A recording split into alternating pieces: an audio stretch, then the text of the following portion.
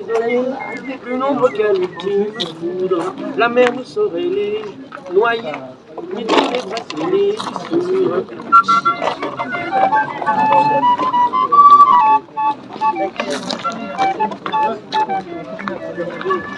Les folies, ce que raconte ma chanson, Dieu leur en bonne vie, mais il vous faut suivre la raison. Selon le jour qui nous vit naître, tel qui veut s'élever, se prend. Je suis maître je suis maître Antonin de Troyes. Je suis un maître à danser. Et quand on fait danser, eh bien on utilise des instruments en général à vent. Donc ici j'ai ce qu'on appelle un flûtet, une flûte à 3 trous, qui nous permet quand même, qui est de la même famille que le galoubet, qui nous permet quand même de jouer beaucoup de morceaux.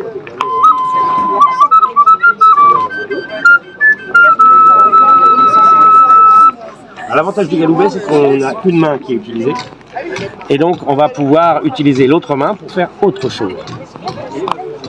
Par exemple, de la percussion. En tant que sage-femme, beaucoup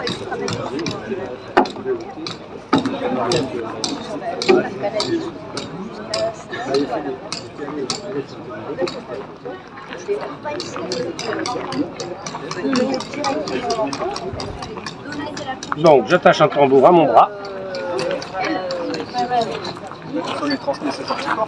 Ce qui me permet de jouer du galoubet, du flûtet d'une main et de l'autre main.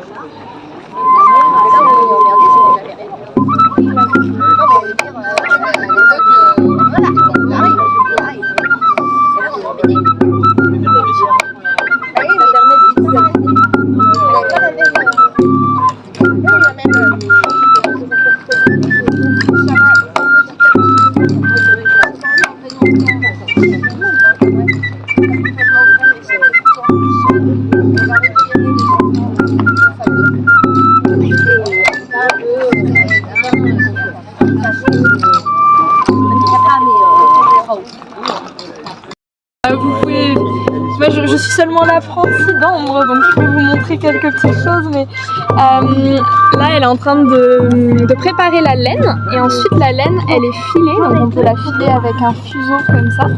Donc le fuseau il tourne et ça permet de donner la torsion à la laine. Ah, c'est vrai, il faut faire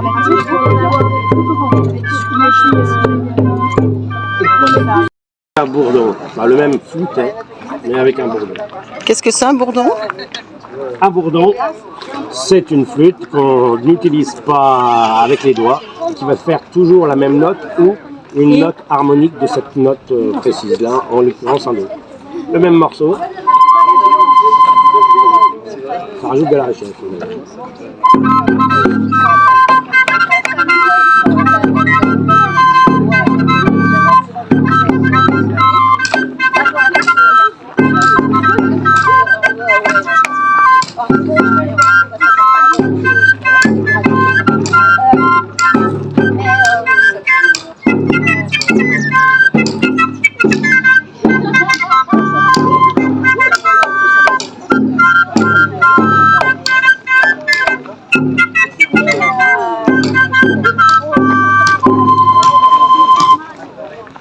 D'abord que je parle. Je suis Azalaïs, marchande vénitienne. Donc, je suis née à Marseille, mais je ne vis plus puisque je me suis mariée, épousée avec un Vénitien. Mon père était lui marchand dans la République de Marseille et je reste en République puisque je suis maintenant vénitienne. Et donc, ceci dit, mon beau-père est bien âgé, donc mon époux, ses frères et sœurs et moi-même, nous nous occupons des affaires. Nous allons en Orient pour rencontrer nos fournisseurs qui nous fournissent donc les épices que je vends au Seigneur, et j'attends là donc le Seigneur du lieu qui doit me recevoir pour que je lui montre les épices dont il a besoin.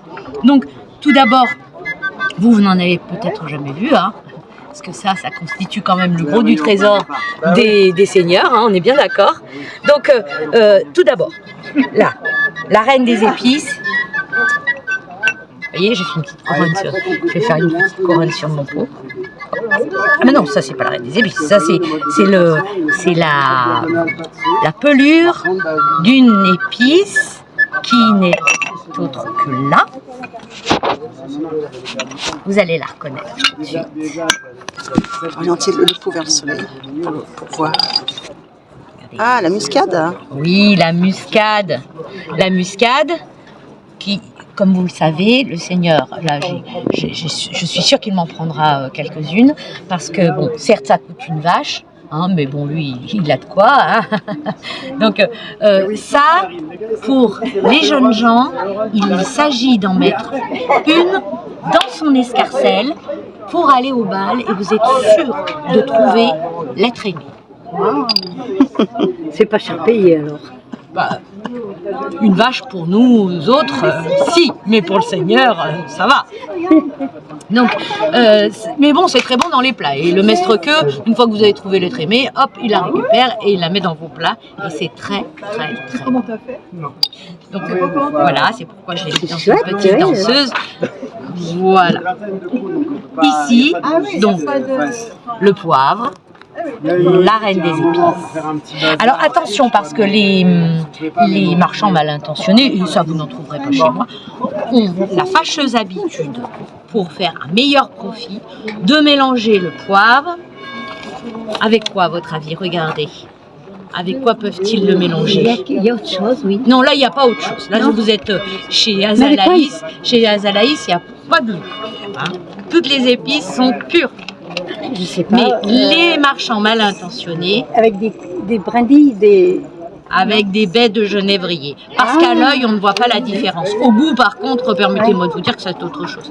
Alors, ils coupent leur poivre de manière... Ils vous font goûter un poivre, oui, un grain de poivre, un bon. Oui. Et puis ensuite, ils vous coupent le poivre avec...